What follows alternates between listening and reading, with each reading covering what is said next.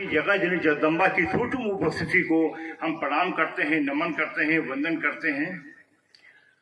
और माँ, मुझे पता है कि आपके बगैर तो पत्ता भी इधर से इधर नहीं हिलता है, क्योंकि आपका कोई ना कोई योग जरूर आपके चरणों आता है। जब तक यहाँ पे अखंड ज्योति जलती रहेगी, जब तक माँ की छवि रखी रहेगी, ये बहुत ही बड़े, जिसमें 10-20-25 साल से पूजा हो रही हो, उस मंदिर के बराबर ये प्रांगण एक मंदिर का स्वरूप ले लेता है। कुछ भी आप मंदिर में जाके इसे मांगते हैं, इसे पूजा करते हैं, आप यहाँ भी कर सकते हो। माँ, आपने कोई न कोई योग रचा होगा। जब आप कोई योग रचती हैं तो संयोग बनता है। जब संयोग बनता है तो वही लोग अपने घरों से निकलकर उस प्रांगण में बैठ जाते हैं, आपका गुणगान करने के लिए, आपकी आरती लाभ लेने के लिए, जिनका आशीर्वाद आपको देना बदा होता है। अभी यहाँ पे म्यूजिक का कार्यक्रम कोई हो रहा होता, डीजे बज रहा होता, राजस्थानी डांस में कोई बहुत बढ़िया नृत्य का कार्यक्रम हो रहा होता, तो कम से कम कुछ नहीं तो पुलिस बुलानी पड़ती, 2-4 हजार लोग रहते हैं यहाँ पे, इतनी भीड़ होती यहाँ पे। लेकिन मुझे पता है कि माँ, हो सकता आवाज रात भर किसी के कानों में जाए, नमो नमो दुर्गोषित करनी, लेकिन अगर आपको नहीं पता है उसकी आप क्या आरती लेना, वो अपने घर से वो व्यक्ति नहीं निकल सकता। यही तो खासियत है। मेरे भाइयों बहनों, अपनी बात शुरू करने से पहले मैं एक संदेश देना चाहूंगा कि परम पूज्य गुरुदेव जी ने इन चोमों में, इस प्रांगण में उपस्थित सभी बहनों को, भाइयों को और मेरे संगठन के पूरे परिवार को, सभी लोगों को अपना पूर्ण आशीर्वाद प्रदान किया। मेरे भाइयों बहनों, दुनिया में जितना भी वैमनस्य है, जितना भी दुख है, जितनी भी हिंसा है, वो सब धार्मिक कट्टरता की वजह से है। और दुनिया में जितना भी सुख है, जितना भी सौहार्द है, जितना भी सहकार है, जितना भी स्वीकार है, वो सब आध्यात्मिक संपन्नता की वजह से है। भगवती मानव कल्याण संगठन का ये कार्यक्रम आपको आध्यात्मिक संपन्नता की ओर ले जाता है। मैं बधाई देता हूँ, बहुत बहुत मैं धन्यवाद देता हूँ कि आपने ये इतना बढ़िया और अद्भुत कार्यक्रम आयोजित किया और हमारे जैसे साधारण मनुष्य को यहाँ आकर माँ का गुणगान करने का मौका मिल रहा है। इसके लिए मैं माता आदिशक्ति जगदम्बा गुरुवा के चरणों में बारंबार प्रणाम करता हूँ, नमन करता हूँ।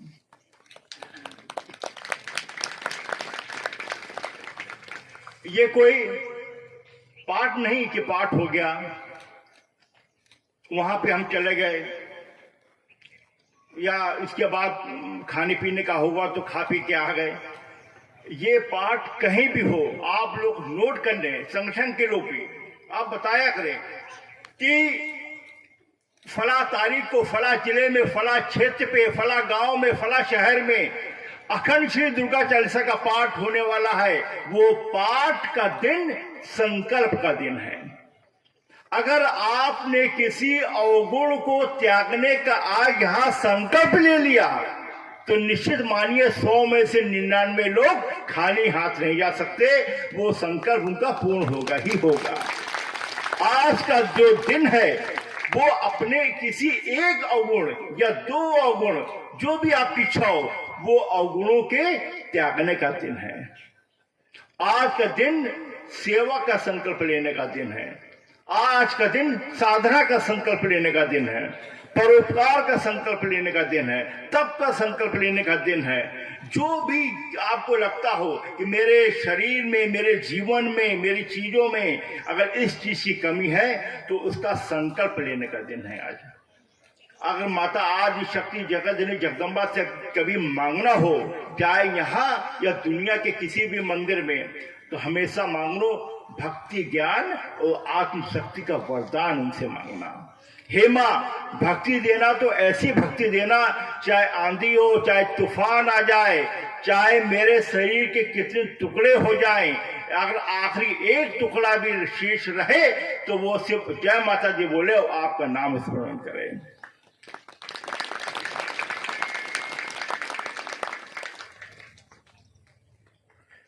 दुनिया में जितने भी प्राणी हैं, मनुष्य को छोड़कर जितने भी 84 लाख यूनिया हैं, या कोई साइंस कहता है कि 36 लाख स्पीसीज हैं, सारे मिला के जितने भी प्राणी हैं दुनिया में, उनके 4 काम हैं सिर्फ। एक, उनका प्राय कोई भोजन है। एक, उनकी निद्रा है, नींद है। एक, उनका परिवार कैसे बढ़े, इस पे उनकी चिंता होती है। और चौथा है भय।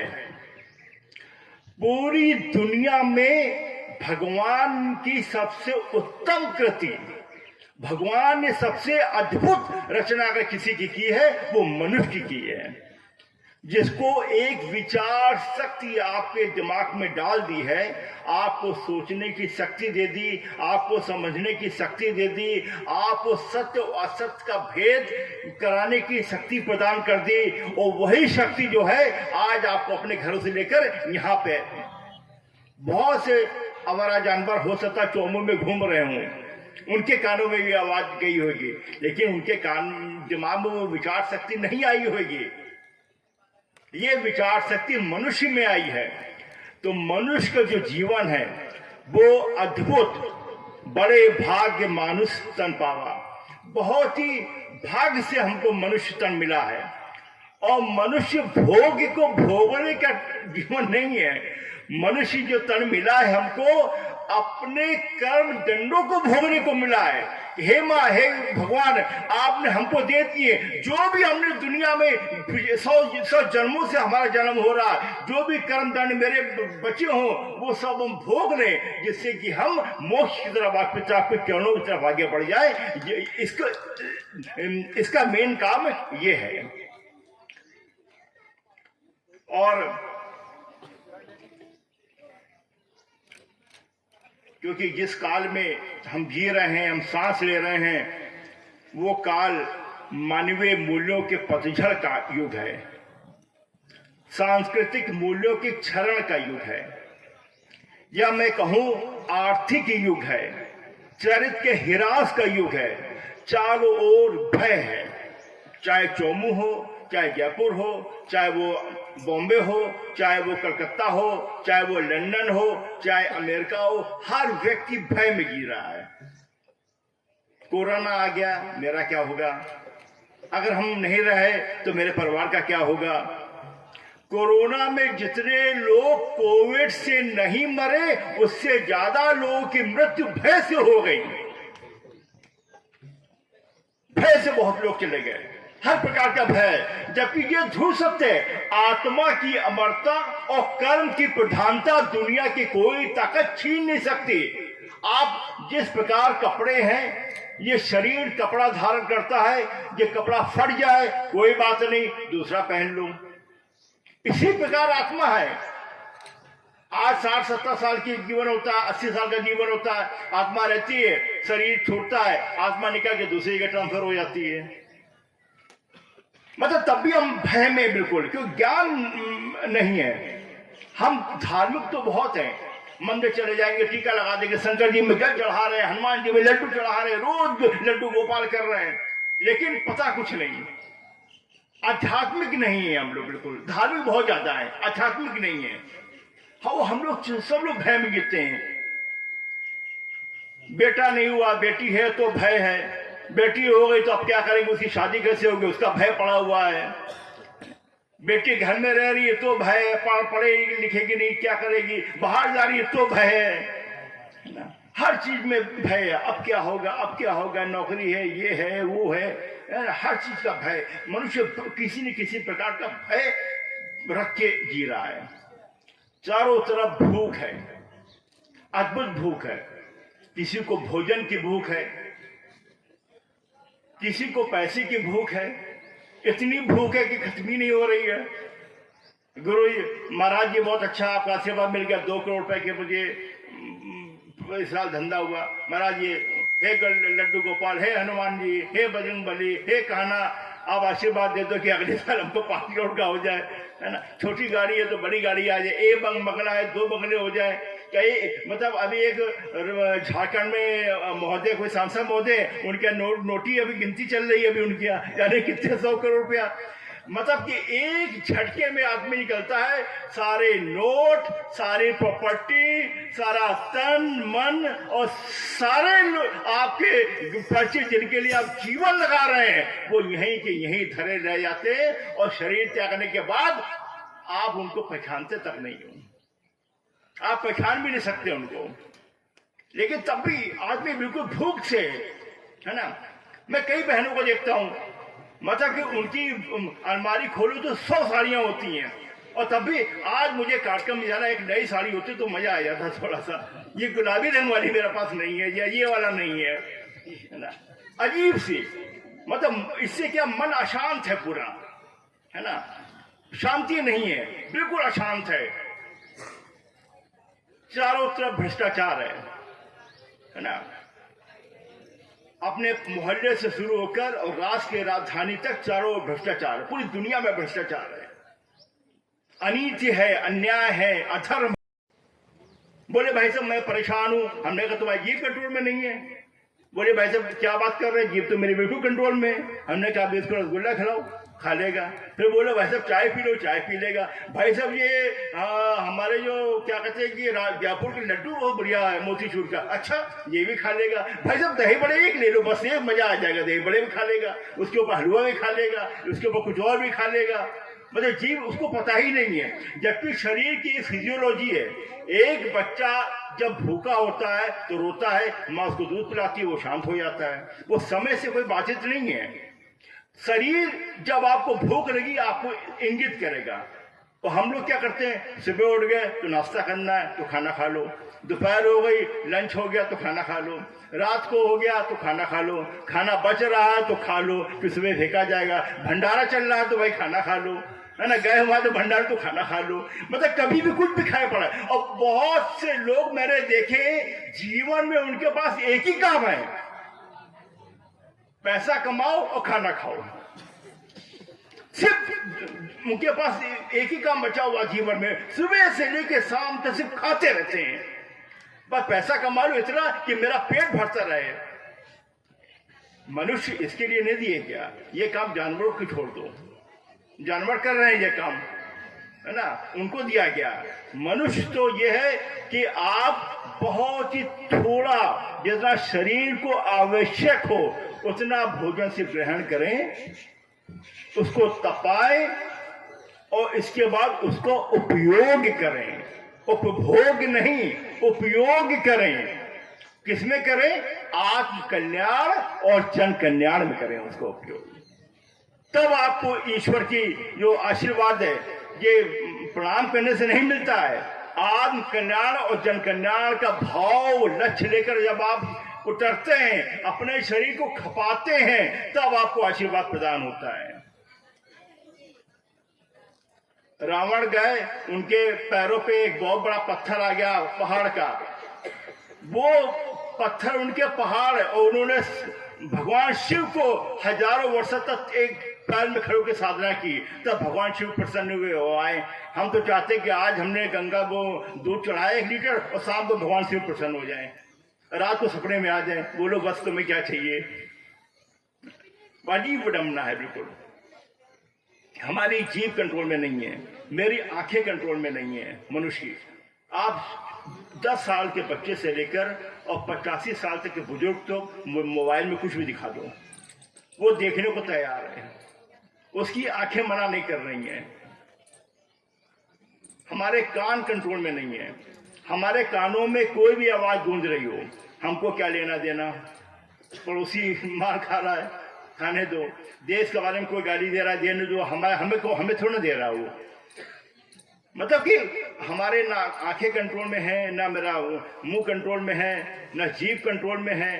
मतलब एक अगर स्कूटर से 16 साल का बच्चा जा रहा हो, साइकिल से 75 साल का बुजुर्ग आ रहा हो और भिड़ जाएगा तो बच्चा उतरते तुरंत गाली देता है उसको, जरूर वो भूल जाता है कि सामने वाले की जो उम्र है वो मेरे दादाजी से भी बड़ी है उसकी उम्र उसकी, क्योंकि उसका मुंह कंट्रोल में नहीं है, वो कलयुग का प्रभाव है, ना ग्रीब कंट्रोल में है ना। में आधे से ज्यादा लोग इसलिए परेशान हैं कि मेरे से ज्यादा संपन्न मेरा पड़ोसी है, उसका बीपी कोलेस्ट्रॉल इसलिए हाई रहता है कि हमसे संपन्न तो मेरा पड़ोसी के कैसे निकल रहा है, और इसीलिए मनुष्य परेशान है।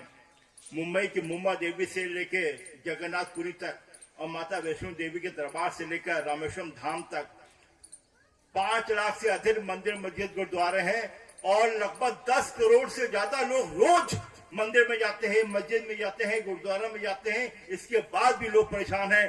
तो हम लोग कहते हैं कि हे मां, आप किसी धार्मिक स्थान की स्थापना तो बाद में हो जाएगी, बहुत से संत हैं, सब हैं, कई शंकराचार्य हैं, कई मां महामंडलेश्वर हैं, लेकिन कम से कम एक ऐसे ऋषि का आगमन करा दो। भगवान को जब आना होगा आएंगे, लेकिन ऋषि का आगमन करा दो कि जिसके आने से बाहरी आभा मंडल में परिवर्तन हो या ना दिखे हो, मीडिया में परिवर्तन हो या ना हो, है ना, होल्डिंग बैनर में परिवर्तन हो या ना हो, मनुष्य के हृदय में परिवर्तन हो जाए और वो मानवीय मूल्यों की स्थापना के लिए वो आगे बढ़ जाए, उसका जीवन में परिवर्तन आ जाए। और माता आदि शक्ति जगदम्बा ने कृपा की, उन्होंने भगवान को नहीं, उन्होंने ऋषियों की सिरमौर स्वयं सच्चिदानंद को परमहंस योगी राशि शक्ति पुत्री महाराज भगवान बना के इस धरती पर हम सबके कल्याण के लिए भेज दिया। इसलिए हम उनके लिए प्रणाम करते हैं, नमन करते हैं। एक ऋषि का तरीका होता है। गुरुदेव भगवान कभी इस धरती पे नहीं आए चोमू में, हो सकता वो ना भी आए अपने जीवन में कभी भी, वो एकांत एक में बैठे, लेकिन एक पूर्ण ऋषि को ऐसे ही परखा जाता है। वो बैठे अपने सिद्धाश्रम धाम में है और इतने सारे लोग यहाँ बैठ के उनकी आरती कर रहे हैं, यही उनका चमत्कार है। वो वहां से बैठ के आपके हृदय में माता आदि शक्ति जगत जननी जगदम्बा की ज्योति जला रहे हैं, यही उनका चमत्कार है, यही एक ऋषि की पात्रता है। और ये हम सबका सौभाग्य है कि वो आज से 100 साल पहले भी आ सकते थे, आज से 100 साल बाद भी आ सकते थे, लेकिन हम लोग के कुछ न कुछ पुण्य कम कर्म रहे होंगे कि हम अपनी आंखों से उनकी लीलाओं को उनको हम देख रहे हैं। और उनके मार्गदर्शन पे जिस प्रकार राम के साथ वानर भालू की सेना चली थी, जिस प्रकार भगवान कृष्ण का पांडव चले थे, इसी प्रकार कलयुग में हमारे जैसे आप जैसे वानर भालू जो है उनकी यात्रा में चल रहे हैं और एक परिवर्तन का कार्य कर रहे हैं। ये सौभाग्य है हम लोग का और उसके लिए मैं प्रणाम करता हूँ।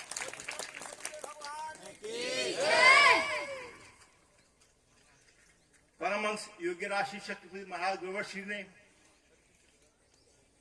कहा है कि चाहे आप चोमू में रहें, चाहे धरती के किसी कोने में रहें, आपका मूल कर्तव्य जो है जिसमें आप परिवर्तन कर सकते हैं वो है आत्म कल्याण और जन कल्याण। हमेशा सुबह उठते ही सबसे पहले लिखो कि मुझे आज कोई ना कोई जन कल्याण करना है, और शाम को फिर लिखो कि हे माँ मुझसे क्या गलती हो गई, आज मेरे दिमाग में ये भाव आया क्यों नहीं। क्योंकि आप देखिएगा महीनों आपके दिमाग में भाव आएंगे नहीं। आप रोज सुबह लिखो कि कुछ जन कल्याण हो जाए, किसी घर में आरती करा दो, किसी घर में चालीसा पढ़ करा दो, किसी को नशे मुक्त के बारे में बता दूं, किसी को ना हो तो हम मंत्र जाप बता दें, किसी को हम कुछ बता दें, किसी को हम मानवता का पाठ पढ़ा दें ना, कुछ भी बता दें। वो आत्म कल्याण और जन कल्याण का भाव वो हमेशा वो होना चाहिए। और इसके लिए मानव के अंदर मानवीय मूल्य की स्थापना करने के लिए भारत को नशे मुक्त का, पूरे भारत को नशा मुक्त मांसाहार मुक्त बनाने के लिए और भारत को विश्व गुरु बनाने के लिए विश्व कल्याण की भावना को लेकर परमहंस योगी राशि शक्ति पुरी महाराज ने माता आदि शक्ति जगत जननी जगदम्बा की तप किया, और अखंड साधना करके उनके साक्षात दर्शन प्राप्त किए और उनके दर्शन प्राप्त करने के बाद उन्होंने माता आदि शक्ति जगदम्बा जगदम्बा से आदेश लेकर यह बताया कि 3 क्षेत्र हैं जिनके माध्यम से कार्य करना है। वो एक है धर्म की रक्षा, मानवता की सेवा और राष्ट्र की रक्षा। धर्म की रक्षा के लिए परम पूज्य गुरुदेव भगवान ने एक गठन किया। इस चोमू से लगभग 700-800 850 किलोमीटर दूर होगा, 900 किलोमीटर होगा। मध्य प्रदेश के जिले शहडोल में एक छोटा सा तहसील है जिसका नाम बेवारी है, जैसे आपकी चोमू तहसील है। उस बेवारी में एक गांव में एक धरती का छोटा सा टुकड़ा है, पंच ज्योति शक्ति तीर्थ सिद्धाश्रम धाम। और मेरे भाइयों बहनों, अच्छा कुछ लोग जो हैं कहीं भी रहे, मंदिर में बैठे हों, साधना स्थल पे बैठे हों, लेकिन उनकी बातें नहीं खत्म होती हैं बेचारे। वो आदत से, मैंने सबसे पहले बता दिया कि मनुष्य की ना जीभ कंट्रोल में है, ना उनका मुंह कंट्रोल में है, कुछ भी कंट्रोल में नहीं है, तो बड़ा मुश्किल है ना। कोई बात नहीं, धीरे धीरे चिंतन पकड़ेंगे, धीरे धीरे आगे बढ़ेंगे। पंच ज्योति शक्ति तीर्थ सिद्धाश्रम धाम, जो लोग नहीं गए उनसे मैं आग्रह करता हूं, उनसे मैं निवेदन करता हूं, और एक बार आप पूरे भारत में बहुत से तीर्थ स्थान गए होंगे, एक बार उस स्थान के दर्शन करने आप अवश्य जाइए। आशीर्वाद, यहाँ पे मिलने वाले आशीर्वाद बराबर हो जाता है।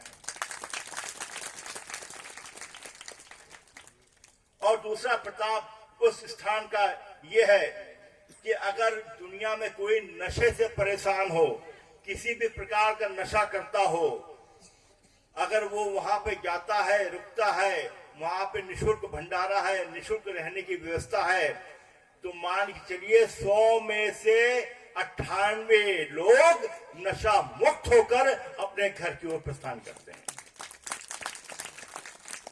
और उस स्थान के आशीर्वाद से, इस मंच से कहते हुए मुझे अपार खुशी हो रही है कि 2023 तक भारत और नेपाल लगाकर भगवती मानव कल्याण संगठन और पंच ज्योति शक्ति तीर्थ सिद्धाश्रम धाम के संयुक्त तत्वावधान से लगभग 20 लाख से अधिक परिवारों को नशे मांग से मुक्त कराकर माता आदि शक्ति जगदम्बा जगदम्बा के चरणों से जोड़ दिया है।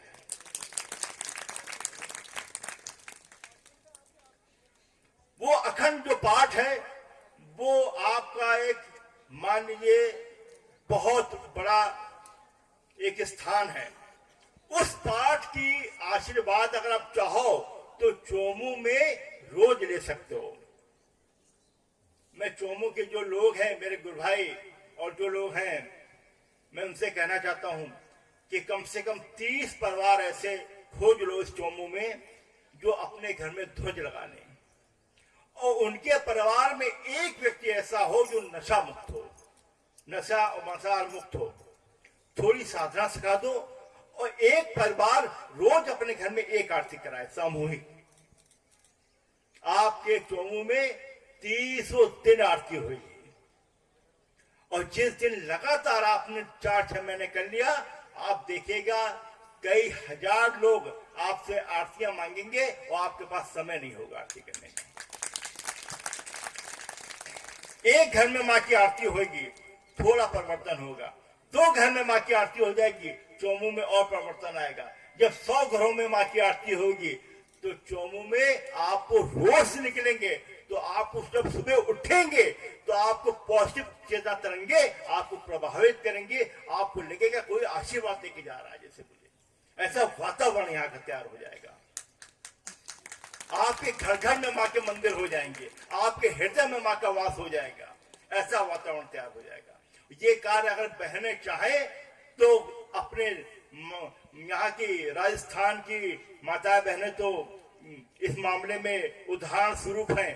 अगर वो चाहे चोमू की बहनें, तो चोमू को आने वाले अपने तप से, अपने परोपकार से, अपने साधना से, अपनी सेवा से ऐसा स्वरूप देकर जा सकती है कि आने वाले समय में कोई अगर हाईवे से भी निकलेगा तो बोले चोमू को प्रणाम करते हैं, तो बोले भाई इस नगर को क्यों प्रणाम कर रहे हो, यहाँ कोई मंदिर तो बहुत बड़े एक आध है, कोई बहुत बड़ा मंदिर भी नहीं है। बोले नहीं, यहाँ पे हर घर में माँ की पूजा होती है, यहाँ पे हर घर में शंखनाद होता है, यहाँ पे हर घर में माँ के ध्वज लगे हुए होते हैं। यहाँ के लोग नशा नहीं करते हैं, यहाँ के लोग चोरी नहीं करते हैं, यहाँ के लोग आध्यात्मिक वातावरण में जीते हैं। इसलिए ये पूरा क्षेत्र एक ऊर्जा से ओतप्रोत होता है और इस क्षेत्र में घुसने से ही माता आदिशक्ति जगदम्बा का आशीर्वाद आपको मिल जाता है।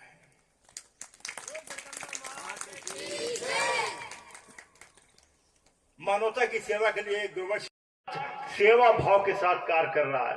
कोई भी कार्यक्रम, आरती क्रम, 5 घंटे के क्रम, 24 घंटे के क्रम, वो सिर्फ निःशुल्क होते हैं, उसका कोई भी शुल्क नहीं लिया जाता कहीं भी। और इतना मैं कह दूं कि आज से हजारों वर्ष पूर्व एक ऋषि थे भागीरथी, उन्होंने माता आदि शक्ति जगदम्बा की कृपा से भगवान शिव को प्रसन्न करके एक नदी बही थी जिसका नाम था गंगा। वो नदी जिस इलाके से निकली थी वहां पे हरियाली थी, खुशहाली आ रही थी। आज कलयुग में एक ऋषि है सच्चिदानंद, जिन्होंने एक नदी बहाई जिसका नाम है भगवती मानव कल्याण संगठन। और मैं देख रहा हूं कि ये नदी जिस गांव से निकल रही है, जिस शहर से निकल रही है, वहाँ के लोग नशा मुक्त हो रहे हैं, वहाँ के घर घर में माँ की पूजा हो रही है, वहाँ के छोटे छोटे बच्चे जय माता दी बोल रहे हैं और एक अजीब से खुशहाली, एक अजीब से परिवर्तन वहाँ पे आ रहा है। और ईश्वरीय कार्य बिना कारण के नहीं होता।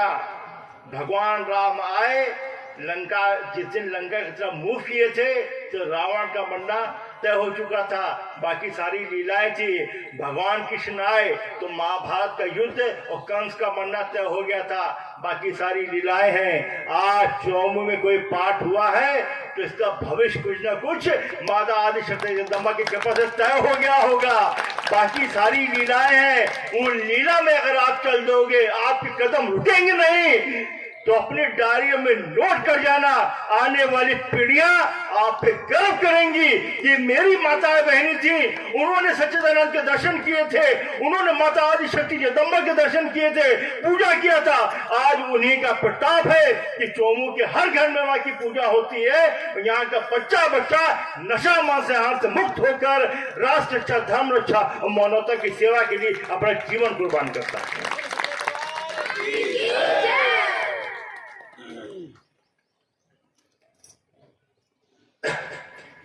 मेरे भाइयों बहनों, हम लोग कभी भी धरना प्रदर्शन नहीं करते। हम लोग का सबसे बड़ा धर्म मानव धर्म है। माता आदि शक्ति जगदम्बा जाति पात को नहीं मानती तो हम लोग भी नहीं मानते। कोई भी भगवान जाति पात को नहीं मानता। जिस गांव में, जिस इलाके में, जिस शहर में, जिस प्रदेश में कहते कि इनके घर का हम पानी नहीं पीते, मैं उन्हीं के घर पे जाके भोजन करता हूं। और आज तक कुछ नहीं हुआ, उनको मैं गले लगाता हूं। और हम लोग की जो अस्त्र शस्त्र माता आदि शक्ति जगदम्बा ने दिए हैं वो एक रक्षक कवच दिया है, ये हमेशा गले में रहता है। ये माता आदि शक्ति जगदम्बा के आशीर्वाद से गुरु जी ने चरण उसको स्पर्श करके दिया है। इसके 2 कारण से मैं पहनता हूं। इससे मैं बचाव होता है, ये होता, बहुत से हो सकता होता भी हो, लेकिन मैं तो इसलिए पहनता हूं कि भारत का कोई भी व्यक्ति परेशान हो, उसको भगवान के अलावा कोई रास्ता ना दिख रहा हो, अगर किसी के गले में ये पड़ा हुआ मिल जाए, आप उससे मदद मांग लो तो 900 में से 95 लोग होंगे जो आपकी मदद के लिए तैयार हो जाएंगे। इसका मतलब ये है कि मे आई हेल्प यू, क्या मैं आपकी मदद कर सकता हूं। इसका मतलब है हे मां, आपकी आशीर्वाद हमें मिलता रहे, कभी भी हम नशे से ग्रसित ना हो, हम मांसाहार में कभी हम डूबे नहीं। हमेशा मेरा मन राष्ट्र रक्षा और धर्म रक्षा मानवता की सेवा के लिए हमेशा लगा रहे, ये संकल्प हमको दिलाता है। ये कोई पट्टा नहीं है, ये जीवन का संकल्प है, ये साधना का संकल्प है। और गुरुवार का व्रत, गुरुवार श्री ने कहा है, माताएं बहने भाई मेरे बहुत से व्रत रहते हैं। आज सोमवार का व्रत है, तो कल मंगलवार का व्रत है, तो परसों एकादशी है, तो नरसों ये है। उनको लगता है कि व्रत रहने से भगवान प्रसन्न हो जाएंगे। अगर व्रत रहने से भगवान प्रसन्न होते तो 10 करोड़ भिखारी जो रोड में है वो करोड़पति बन चुके होते हैं। और मैंने देखा कि लोग जितना व्रत में नहीं, ऐसे साधारण नहीं खाते, उससे ज्यादा व्रत में खाते हैं। आज व्रत है तो आज केला खाएंगे, फिर सेब खाएंगे, फिर दूध पिएंगे, फिर कुट्टू का आटा, फिर ये आटा, फिर वो आटा, फिर फलाना, मतलब जितना साधारण कम भोजन करेंगे। लेकिन व्रत में बहुत, भाई व्रत है, बहुत खाएंगे। व्रत रहो, एक रह लो। बृहस्पतिवार का माता आदि शक्ति जगदम्बा का दिन है, और कहो कि ठीक है भोजन जो जरूरी है ले लेंगे, कोई उसमें कोई वो नहीं। आज हम व्रत रहेंगे अक्रोध का। आज हम क्रोध नहीं करेंगे, क्रोध को स्पर्श भी नहीं करेंगे। जब भी मेरे मन में भाव क्रोध का आएगा, हम मंत्र जाप शुरू कर देंगे। इसका व्रत रहो। आज हम छल कपट अपने मन में नहीं लाएंगे। आज हम झूठ नहीं बोलेंगे।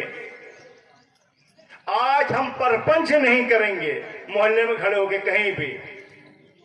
आज हम व्रत हैं, इस चीज का व्रत लाओ, तो निश्चित रूप से कुछ व्रत के बाद आपको अपने जीवन में परिवर्तन नजर आएगा।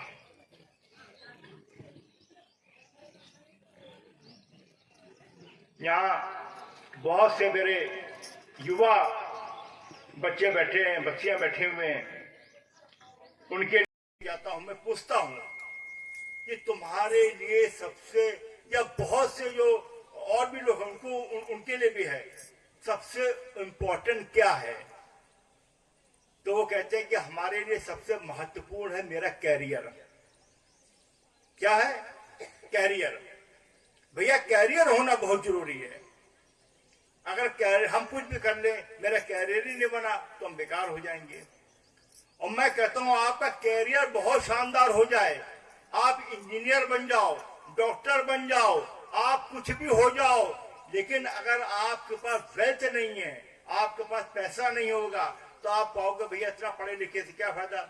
हमने बीटेक किया, हमने एमएससी किया, हमने पीएचडी किया, है ना, डॉक्टरेट भी कर ली मैंने, उसके बाद मुझे नौकरी नहीं मिल रही है, प्राइवेट जॉब करता हूँ, 25,000 रुपये तनख्वाह मिलती है, उसमें कुछ होता नहीं है। तो कैरियर के साथ वेल्थ होना बहुत जरूरी है, पैसा बहुत जरूरी है। और अगर कैरियर बहुत शानदार है और पैसा भी आपके पास बहुत है, आप बहुत बड़ी पोस्ट पे हैं, 5 लाख रुपए पे तनख्वाह है, कॉर्पोरेट में काम करते हैं, लेकिन आपकी हेल्थ गड़बड़ है, अगर आपको बीपी है, आपको शुगर है, आपको कोलेस्ट्रॉल है, आपको मल्टीपल डिसऑर्डर है, तो आप इस जीवन के किसी मोड़ पे आप कहेंगे कि भैया सब बढ़िया है, लेकिन भगवान ने क्या मेरी हेल्थ इतनी खराब कर दी है कि 1 रुपए का ना मैं खा सकता हूँ, सिर्फ दवाई खाता हूँ, लेकर बड़ा तनाव में रहता हूँ भैया। सब चीज है, बहुत अच्छी नौकरी है, लाखों रुपए आ रहा है, बहुत अच्छा धंधा है मेरा, करोड़ों रुपए आ रहा है, लेकिन मेरा स्वास्थ्य खराब है, इसलिए सब मेरा बेकार हो लग रहा, मुझे मन नहीं लगता है। और मान लो आपका कैरियर बहुत अच्छा हो, सरकारी नौकरी हो, प्राइवेट नौकरी हो, कॉर्पोरेट में हो, कहीं भी हो, 5 लाख रुपए 10 लाख रुपए आपका सैलरी हो, आपकी हेल्थ भी बहुत अच्छी हो, लेकिन अगर आपका फैमिली लाइफ गड़बड़ हो जाए, पति कहीं और हो, पत्नी कहीं और हो, माँ कहीं और हो, भाई कहीं और हो, बच्चे कहीं और हो, तो सब मामला बिगड़ जाएगा आपका। आप डिप्रेशन के शिकार हो जाएंगे।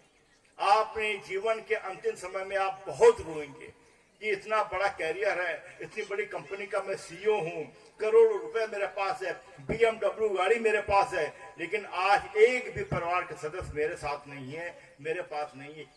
ये बड़ी दुख की बात है। और कैरियर बहुत अच्छा हो, आपकी वेल्थ बहुत बढ़िया हो, हेल्थ बहुत अच्छी हो और फैमिली लाइफ भी बहुत अच्छी हो, लेकिन अगर आपकी सोशल लाइफ जीरो है, आप अपने बंगले से निकलते हैं, दफ्तर जाते हैं, दफ्तर से निकलते हैं, घर में आते हैं, आपका पड़ोसी भी आपको नहीं जानता हो, आप किसी की सेवा नहीं करते, आपको जन कल्याण का भाव ना हो, आप कभी किसी मंदिर की चौखट पे नहीं जाते, आप किसी की गरीब की मदद नहीं करते हैं, तो आपका कैरियर एक उम्र के बाद आप फिर भी आप बहुत परेशान होंगे। और ये सब चीजें अगर बिगड़ जाए, मान लो सब चीजें आपके पास हो, कैरियर बहुत अच्छा हो, आपकी वेल्थ बहुत हो, हेल्थ बहुत अच्छी हो, आपकी फैमिली लाइफ अच्छी हो, सोशल लाइफ अच्छी हो, लेकिन अगर आप आध्यात्मिक नहीं है जीवन आपका, तो जीवन के किसी मोड़ में आप फंस गए तो आप निकल नहीं सकते। या आप लिख के ले लीजिए, मैंने हजारों लोग को देखा है। और अगर आप आध्यात्मिक है तो ये छह चीजें आपकी बिगड़ जाए, लेकिन आप जीवन मोड़ पे। लेकिन मेरे युवा भाइयों बहनों, आध्यात्मिक होना बहुत जरूरी है। अपने जीवन में गांठ बांध लो, शुरुआत अपने दिन से वहीं से करो आप लोग, और फिर निश्चित रूप से आप जब समाज में उतरेंगे और समाज के लोगों को देखेंगे, तब आपको महसूस होगा कि हाँ, ये भैया ने कोई बात कही थी, वाकई में आज उस बात का अमल हम अपने जीवन में कर रहे हैं, तो हमको एहसास होगा।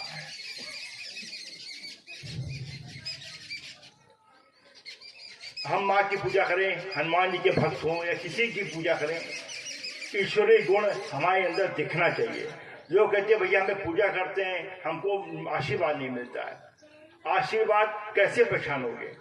आपके अंदर ईश्वरीय गुण आ जाएंगे, आपके अंदर ममता आ जाएगी, आपके अंदर करुणा आ जाएगी, आपके अंदर वात्सल्य आ जाएगा, आपके अंदर प्रेम आ जाएगा, आपके अंदर दया आ जाएगी।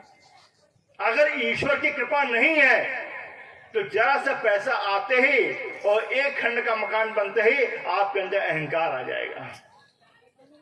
और हनुमान जी से सीखो, आज भी वो है, उनसे बड़ा बलशाली तो मैंने तीनों लोक में मैं देख रहा हूं। जो पवन के पुत्र हों, मतलब पवन, बिना पवन के हम सब यहां बैठ नहीं सकते हैं। हम जो बोल रहे हैं, जो आपके कानों में आवाज आ रही है, वो पवन की, देवता के ही आशीर्वाद है कि कम्युनिकेशन हमारा आपका हो रहा है, हवा का ही आशीर्वाद है। भगवान रुद्र के वो अंशावतार हैं, इंद्र का आशीर्वाद है उनको, वायु का आशीर्वाद है, अग्नि का आशीर्वाद है। ऐसे कौन से देवता जिन्होंने हनुमान जी को आशीर्वाद ना दिया हो? इसके बावजूद भी माता सीता उनसे पर्चे पूछ रही हैं, तो कह रहे कि आप कौन? कहते मैं राम का चरणों का दास हूं। मैं कितनी पराकाष्ठा के लिए, हम तो 3 में ना 13 में हैं। बोले आप कौन? कहने well I have done MBA from my graduate from London school of economics, और मेरे फादर यहाँ जयपुर में एक्स रेले हैं। सबसे पहले मतलब कि यहाँ पे थोड़ा सा पैसा आ जाए, मनुष्य को मैं देखता हूं, अगर 106 डिग्री बुखार आ जाए तो आपकी बिल्कुल जमीन से, उस आसमान से जमीन पर उतर आओगे 2 मिनट के अंदर। अगर 106 डिग्री बुखार हो जाए, इतना मेरे पास कंट्रोल करने की पावर नहीं, क्षमता नहीं है। लेकिन थोड़ा सा पैसा आते 80% लोग अहंकार में घूम रहे हैं। आपके अंदर अहंकार हो जाएगा। अहंकार का मतलब यह है कि ईश्वर की कृपा आपके ऊपर नहीं है। इसका मतलब यह है कि आप भविष्य में आप निपटने वाले हैं, आपका कल्याण होने वाला है। इसीलिए अहंकार आपको, रावण का अहंकार आया, इसका मतलब रावण का अंतिम आ रहा है धीरे धीरे, है ना? तो वो सिग्नल है। मैं अपने संगठन में देखता हूं, मैं जिला अध्यक्ष हूँ, डांट देते हैं, मैं ये हूँ, तो मैं कहता हूँ भाई मुझे क्या जरूरत है ना? सामने वाला कोई व्यक्ति आप प्यार से बोले ठीक है, आप लोग बोलते तो मुझे ही बड़ा संकोच लगता, बड़ा स्वागत कर दिया हमने, क्या जरूरत है इसकी, है ना? माँ के चरणों में बैठना है ना? आप भी बैठे हैं, हम भी बैठे हैं। अहंकार नहीं होना चाहिए। और अगर आपके अंदर शालीनता है और अहंकार नहीं है, तो समझो कि पाइपलाइन ईश्वर से आपका जुड़ा हुआ है। ये पहला टेस्ट है आपका। दूसरा है धैर्य। लोग धैर्य छोड़ देते हैं। हे माँ बताइए, मेरा एक बेटा था, एक्सीडेंट हो गया, अब भगवान तो होते ही नहीं है, अगर होते भगवान तो बचा लेते, जो लो मूर्ति लो नदी में प्रभावित कर दिया, आज से हम पूजा नहीं करेंगे, भगवान कुछ नहीं होता है। मतलब धैर्य तुरंत छोड़ देते हैं 2 मिनट के अंदर। धैर्य सीखना है तो भगवान राम से सीखो। कल वो राजा बनने जा रहे थे, राज अभिषेक की तैयारी चल रही थी, चारों ओर बड़े बड़े राजाओं को न्योता चला गया था और रात को उनको बताया जाता है कि तुम्हारा 14 वर्ष का वनवास होगा। और कितनी धैर्यता से, कितनी प्रसन्नता से भगवान राम स्वयं और माता सीता ने अपने कदम उस डेहरी के बाहर रखे हैं। वो आत्मविश्वास, वो धैर्य देखने लायक है।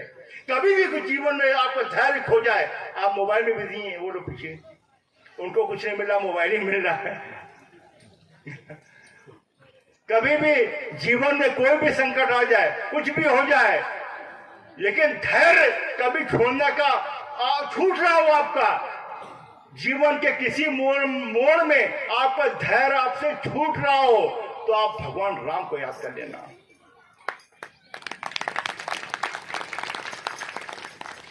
चौदह वर्ष तक उनको नहीं पता था कि मेरी भार्या माता सीता कहाँ है, वो ढूंढ रहे जंगल जंगल। हमको तो 1 घंटा अगर खोने के बाद पुलिस अगर FIR न करे तो विधायक जी जाके थाना फूंक देते हैं। 1 घंटा हो गया, मेरा धैर्य टूट रहा है। वो 14 साल सीखो उनसे। रामायण पढ़ने से कुछ नहीं होता है, ये हनुमान ज्ञान गुण सागर रटे पड़े हैं, दुनिया रट रही है, उससे हमें सीखना होता है कि उससे हमको मिल क्या रहा है। और कर्म दंड के हम विधान से बंधे हुए हैं। हमारा जितना भी सुख है, हमारा जितना भी दुख है, वो सब हमारे कर्मों के कारण है। कोई इसका नाता रिश्ता मेरे माँ बाप, भाई बहन, पति, पड़ोसी, किसी का कुछ लेना देना नहीं है। सिर्फ मेरे कर्म दंड है जो हमको भोगना पड़ता है। और जिस प्रकार रात और दिन आते हैं, कुछ लोग क्या करते हैं, रात आई, आपने 12 बजे तक, आप 2 बजे तक मोबाइल में देख रहे हैं, फिर आपको 4 बजे नहीं कर पाए, आपको कि मजा नहीं आ रहा यार, रात दिन क्या है, ना रात में मजा आ रहा ना दिन में आ रहा है। इसी प्रकार सुख दुख भी होता है, एक साइकिल आती है। जब दुख का वो साइकिल आएगी तो हम इतने दुखी हो जाते हैं, इतने दुखी हो जाते हैं कि जब वो साइकिल खत्म होकर सुख की साइकिल आती है तो वो दुख सारा सुख में भी चला जाता है और हमको पता नहीं चलता कि मेरी सुख की साइकिल चल रही है। हम दुखी हैं, मन से दुखी हैं हम। इसलिए बहुत सजग रहने की जरूरत है और हमेशा को, आज परेशान है, कल सुख की साइकिल आएगी, कल दिन हमारा है, अगला पल आप लोग का है। और हर कर्म जो दंड निश्चित है। भगवान कृष्ण को किसने मारा? एक बहेलिया ने। भगवान क्या है बहेलिया के बाणों से अपने प्राण त्यागते? नहीं, क्योंकि दुर्योधन के मरने के बाद उनकी माता गंधारी ने श्राप दिया था भगवान कृष्ण को। तो क्योंकि मनुष्य योनि में है तो कर्म दंड का विधान दुनिया को बताना था, इसलिए उस बहेलिए के बाण से वो उनकी मृत्यु हुई। अब भगवान कृष्ण के माता पिता जेल में थे 14 वर्ष तक, उसके बाद वो निकल के बाहर आए हैं। तो उन्होंने कहा कि हे, तुम तो ईश्वर हो, तुम स्वयं नारायण हो, इसके बावजूद भी हम जेल में रहे। बोले वो कर्म दंड है, वो भोगना ही था। क्यों?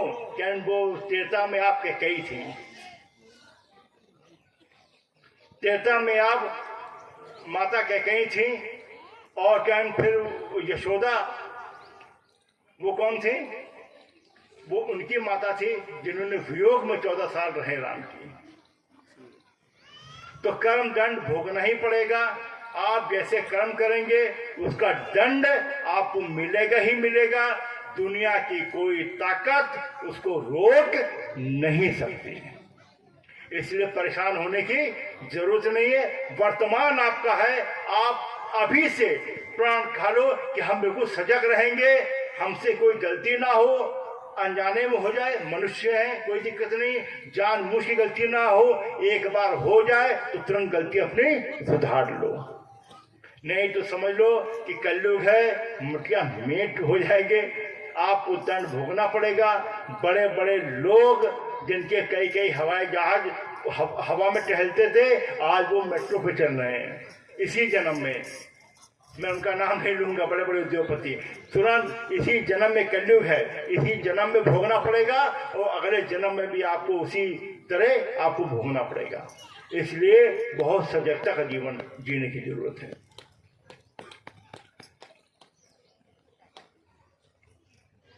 और क्योंकि बहुत सारे लोग, समय हो गया, मन तो हो रहा है कि मैं कुछ न कुछ कहता रहूं, लेकिन समय की अपनी सीमाएं हैं।